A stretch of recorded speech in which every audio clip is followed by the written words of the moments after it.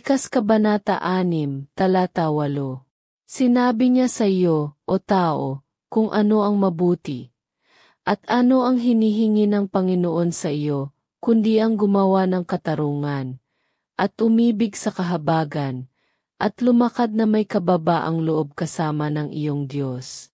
Panginoong Diyos, salamat na sinasabi mo sa amin kung ano ang mabuti at kung ano ang iyong hinihingi. Bigyan mo kami ng biyaya na gumawa ng katarungan, umibig sa kahabagan, at mamuhay na may kapakumbabaan kasama ka. Amen.